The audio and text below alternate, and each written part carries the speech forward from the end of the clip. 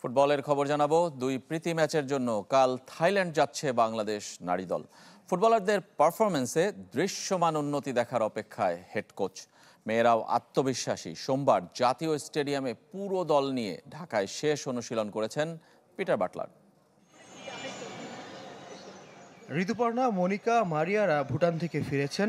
চট্টগ্রামে exclusive camp করে ঢাকায় আফিদা, সাগরিকারা।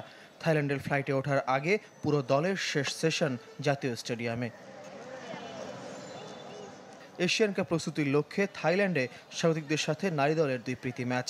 র্যাঙ্কিংয়ে প্রতিপক্ষ এগিয়ে 51 ধাপ, তবু আত্মবিশ্বাস নিয়ে ব্যাংকক যাচ্ছেন আফিদা, ঋতুপর্ণারা। ভুটান থেকে 9 ফুটবলার ধাপে ধাপে এলেও টিমের বোঝাপড়া নিয়ে চিন্তিত নন অধিনায়ক। আমরা দীর্ঘদিন ধরে ক্যাম্পে ছিলাম, এটা গত 7-8 বছর ধরে। তো ওনারা তো মাত্র কয়েক মাস গেল, আমাদের বন্ডিংটা এখনও আছে।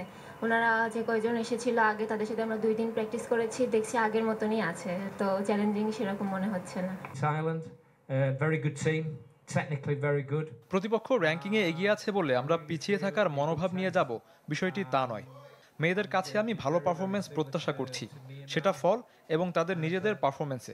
I think it's a great challenge. Mission অস্ট্রেলিয়ার প্রস্তুতির জন্য জাপান যাওয়ার কথা থাকলেও পরিকল্পনা আগেই বাতিল হয়েছে। বিদেশে ক্যাম্প ও প্রীতি ম্যাচের খোঁজে ফুটবল ফেডারেশন। মাসখানেকের জন্য মালয়েশিয়া যাওয়ার উদ্যোগ নেওয়া হয়েছিল, তবে কোচের চাওয়া অন্য কোনো দেশ। আপাতত পরিকল্পনা থাইল্যান্ড থেকে ফিরে আবার চট্টগ্রামের কোরিয়ান ইপিজেডে গিয়ে নভেম্বরের ত্রিদেশীয় টুর্নামেন্টের প্রস্তুতি নেওয়া। সেই ত্রিদেশীয় টুর্নামেন্টের তৃতীয় দলও চূড়ান্ত হয়নি এখনও।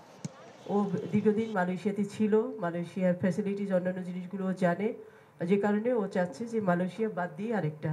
তো যেহেতু আমি এতদিন মালয়েশিয়া নিয়ে কাজ করছি, এখন ওর সাথে কথা বললাম, এখন আবার চেঞ্জ করব। নীলভা ইয়াসমিন ও সৌরভী আকন্দ বাদ পড়ায় থাইল্যান্ড মিশনে জাতীয় দলের স্কোয়াডে জায়গা হয়েছে রুমা আক্তার ও সিনহা জাহানের। 24 ও 27 অক্টোবর হবে দুই প্রীতি ম্যাচ। ফয়জুল ইসলাম, চ্যানেল 24, ঢাকা।